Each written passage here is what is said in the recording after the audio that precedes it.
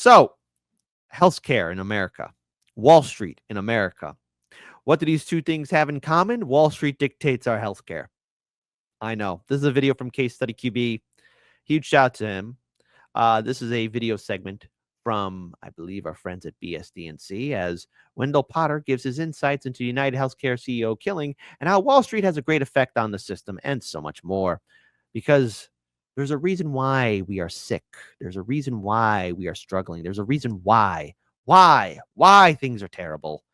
So I'm going to pull up this video here. Shout out again to Case Study QB. Follow him on all of his social media.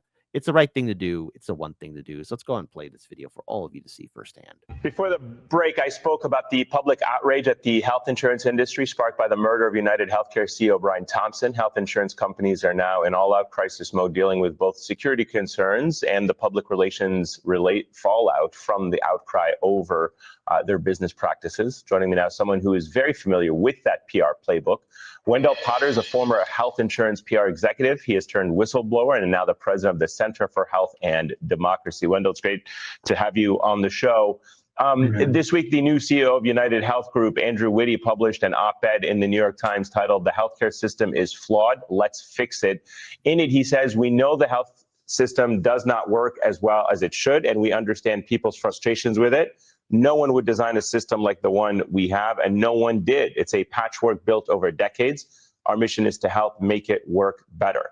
What do you make of this posture they are taking, acknowledging the anger and frustration of ordinary Americans, and even acknowledging that the system doesn't work properly, and whether or not we should believe that they want to try to make it better? It's like a spin I used to write, to be honest with you. Yes, you acknowledge there's a problem, but what is obscure in that, and these companies are masters at obscuring important truths. Yes, no one would have designed this except people like Andrew Whitty and other executives who profit so much and who make so much money on this healthcare system. And they spend massive, massive amounts of money every single year in campaign contributions and lobbying and their propaganda campaigns to protect this very profitable status quo. And they... Wasn't this brought up? Didn't we bring this up, 4 years ago, 8 years ago?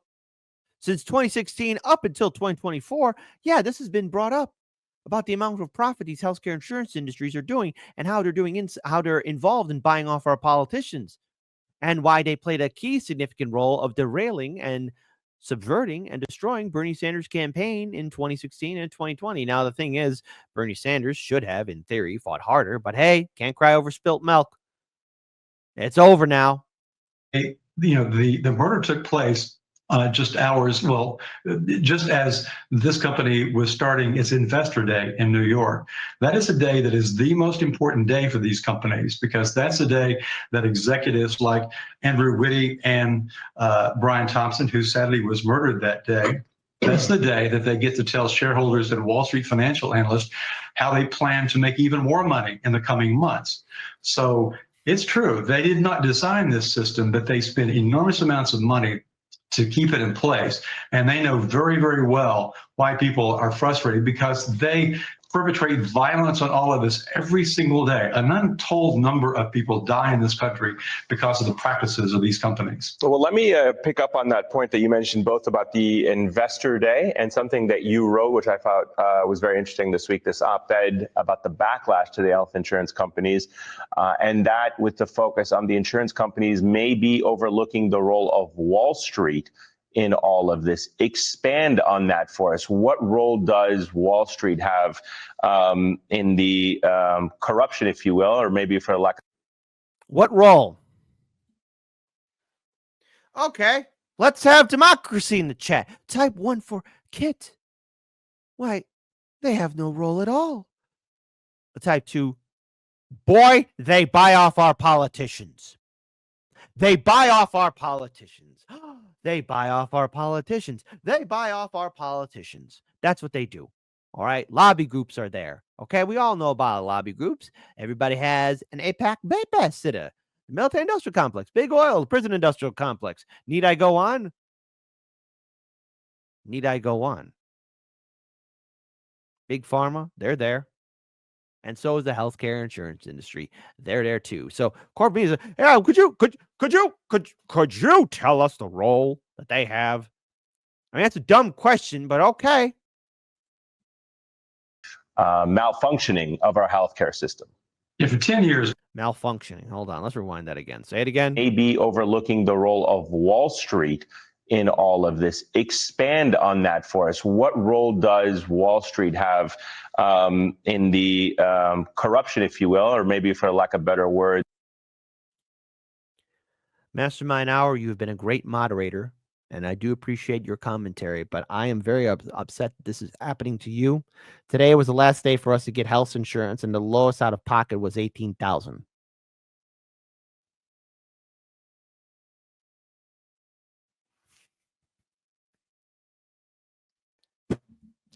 That shouldn't be happening to you. And it shouldn't happen to nobody. And I am so sorry. But saying I'm sorry doesn't work, because it doesn't. And I know all of you have the same story too. And here's corporate media saying, "Oh, don't worry about it. What is the healthcare insurance industry doing in DC? Oh, gee, I don't know. Like zoink, Scoob. What's Wall Street and doing with the healthcare insurance industry with the politicians in DC? Gee, Raggy, you must be hired in an MFer. They're buying off our politicians." The malfunctioning of our healthcare system. Yeah, for 10 years, my name was on every one of Cigna's earnings reports. Every 3 months, these companies put out their earnings reports, how much money they made during the preceding 3 months. So I had to know how these companies made money, where it went. And much of it goes into the pockets of these big shareholders. People don't understand the role that Wall Street plays in our healthcare system, in particular, our system of health insurance, but it plays an enormous role. These companies are, they bend their knees that way at Wall Street, because if these companies do not meet Wall Street's profit expectations, these shareholders will start selling their shares. In fact, over the past 10 days, there's been a big sell-off of United's shares as well as the other companies, because investors are beginning to see that this backlash may have some big consequences. So they see that they are vulnerable. But the executives of these companies make sure that they do everything they can to meet Wall Street's profit expectations. They expect these investors for these companies to spend less and less on patients' care every single quarter. If they see there's evidence that they're not doing that, they'll punish them by selling shares of stock. And Andrew Whitty's net worth goes down along with these other executives every time that happens, because they're paid primarily in stock. There were a lot. That's how the system works. Now, this guy heroically came forward. The thing is, I don't know whether it was a guilt, is his conscience getting the better of him or whatever. But I mean, the thing is, I said this before, and I wish maybe there was a better way, but this is why I like the show Succession. It shows you just really who's running things at the top. And they do view us as numbers on a piece of paper. We are numbers on a piece of paper to them. What's profitable? Who can we keep on? Who will we deny service to? Well, let's deny service to, let's say, this amount, X amount, and we'll give some services to Y amount. And then the Z amount, well, we'll ignore. Well, we'll try and help them out. Maybe we'll give them the audacity of hope here and there. Sprinkle little sprinkles on top of them, and then there they go. Is it madness? Absolutely. But when people are sick, when you have so many people facing medical bankruptcy, people need to, I don't know, have some peace. If you're sick, they should go to the hospital without worrying about going bankrupt. A lot of people who took notice when Anthem Blue Cross Blue Shield announced it was not going ahead with a policy change that would limit reimbursements for anesthesia during surgery and medical procedures. When they first announced this policy, it was met with outrage. I believe it was almost on the same day that Brian Thompson, or maybe the day after when he was killed, then around the time of that murder.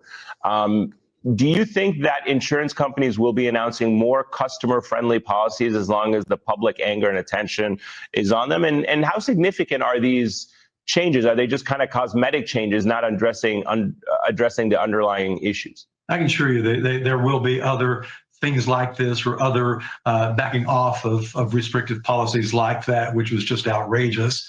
And I think it's, thank goodness that a lot of doctors began to speak up about that policy, that change that Anthem was implementing in a few states.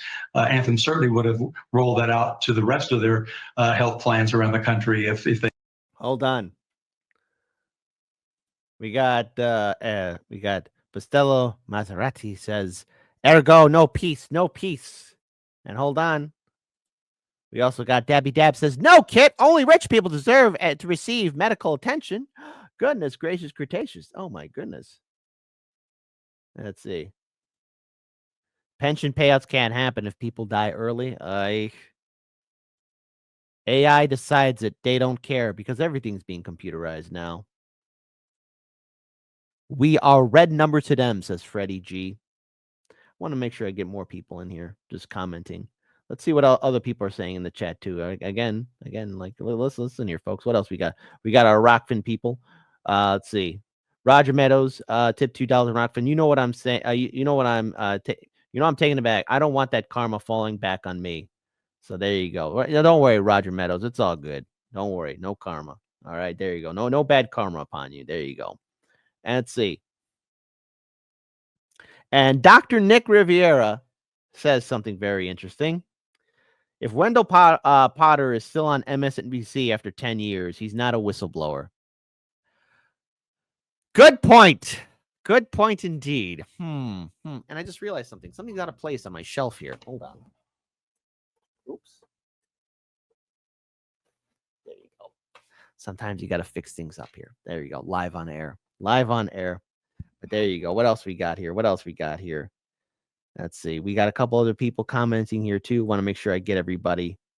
Let's see. Investing in UHC or Blue Cross is like investing in Raytheon and Boeing. A scummy way to get ahead, says Surfing Yeti gone bad. Absolutely. They could have. But I suspect that, we will see some public relations initiatives, some things that they will be announcing that they will do because they want to try to send a message that they can self-regulate. They don't want policymakers to propose any kind of reforms that might hinder their profits. So, you'll be hearing a lot. One of the jobs I had in my career was working with my peers across the industry and our trade associations like AHIP and the Blue Cross Blue Shield Association to develop propaganda campaigns to get people to think that we're the good guys. We will respond to public criticism. Policymakers don't need to take any actions because we've got this worked out all the time, knowing, of course, that all these years prior to this, they've been implementing policies and business practices that make it more and more difficult for people to get the care that they need and that they can afford. And that includes refusing to pay for medically necessary care increasingly, and to make us pay more and more out of our own pockets through high out-of-pocket costs, through high deductibles and co-insurance and co-payments than we ever have before. So they are refusing to pay for medically necessary care, and also, in addition to charging us more for premiums every single year, making us pay more out of our own pockets before that coverage kicks in. Is it possible, and I have a two-part question for you here, Wendell, is it possible for the United States to eliminate the for-profit nature of its healthcare system and reform it to something that puts health and patients first? And B, can that be done without any kind of legislation or political action by Congress? It's not just going to happen by the goodwill, if you will, of these corporations, or is it possible? You tell me. You're on the inside, you know. It's possible because keep in mind that until the mid-90s, most of the health insurance companies in this country operated on a nonprofit basis. Most of us got our coverage through nonprofit Blue Cross plans. Many of those began. 90s. Well, last I checked, there was a guy who was president, Bush Sr., and then he was succeeded on by somebody else. First name Bill, last name. No, that wouldn't be so. Things didn't get bad under Democrats. Everything was A-okay. Right? Beginning in 1996, began to convert to 96. Somebody was president. Somebody was president. Come on, brain. Who was president in 96? Why don't you take a wild guess? to for-profit status. Then big companies like the ones that I work for, Humana and Cigna, got into health insurance in a very big way. United Health came in and began gobbling up dozens and dozens of health insurance companies, many that were regional, to become the biggest health insurance company in the country. Not only is it the biggest health insurance company, it is the fourth biggest company in America. Only Amazon, Walmart, and Apple are bigger than United. It's grown that much, that rapidly.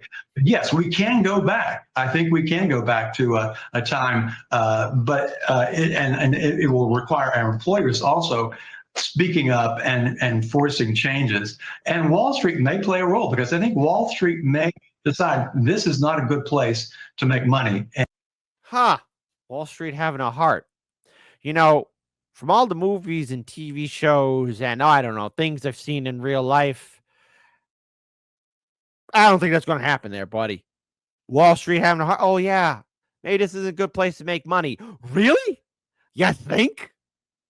And maybe these insurance companies could spin their health insurance operations off into nonprofit operations. All right, Wendell Potter. Wendell, it's great to see you. Thank you so much for your insights, and look forward to having many more conversations with you about this. Appreciate it. Thanks very much. Thank you. Hold on. We got a couple people here commenting. Please wait while we deny your claim, all right? Too much money to be made. None of this is going to happen. Absolutely, from Lawrence Fine. All right, there you go. Freddie G, they eat our hearts for breakfast. Oh, no. Let's see. I used to create propaganda for insurance companies. Now I create distractions on BSDNC. I mean, MSNBC. We can go back. Yeah, right. Right. There we go. Hold on. Let's see what else we got here. Opportunity. Lawrence Fine says opportunity. Let's see what else here. Let's see. Hold on. But Wall Street is realizing it needs a change. I heard a Democrat once say the establishment and ruling class is realizing it needs a change, or there will be a revolution. That's true. That's true. And Lawrence Fine says, I'm out of hopium. I think we all are out of hopium, copium, titanium, propanium. We're all out of it. We're not getting, we're not going to be getting anything like that. But it is interesting to hear somebody who was there in the lion's den. The lion's den of scum. Yeah. All right. So you have an idea. We're numbers on a piece of paper. We don't mean jack to these politicians. We never have. We never will. But yet, what is real is that when you have a loved one who's hoping to get medical aid, chances are their services will be denied. Don't you love it? We're the richest country in the world, and we can't take care of our people. We're so rich, we can do wars and bail out banks and corporations. But as for our people, the lifeblood, the soul, the heart, the backbone, the essence, the true lifeblood of this country is squished upon. And yet they're wondering why there are maybe younger people who are approving of what Luigi did. Well, I don't know. Let's look at those young people. Maybe somebody should ask those young people, hey, did you lose somebody? No, this is a question you want to ask these young people. Did you lose your father or mother, your grandfather, your grandmother, your aunt, your uncle, maybe your little brother, bigger brother, little sister, big sister, cousins, nephews, nieces? Did you lose them? Why did you lose them? Did the healthcare insurance industry say we can't take care of them? Because that probably is maybe the answer. Or maybe they lost a friend. Maybe they saw their friend in their household go bankrupt. Maybe they saw their friend, they had to move out of their community because they couldn't afford to live there anymore. These are things you got to ask. But will Wall Street change its actions? No. It's always about money. I mean, my goodness, watch some movies about Wall Street. Margin Call. There you go. There's a great movie. Wall Street itself. That's another great movie. Gordon Gekko. Greed is good. Everyone's surprised. There are so many shows that show how really shallow some of these CEOs are. It's all about that shiny red penny, not the almighty dollar, the shiny red penny. We're numbers on a piece of paper. And Wall Street won't change its actions because they made a huge investment. Do you want to know what it is? They bought the United States Congress. Simple as that.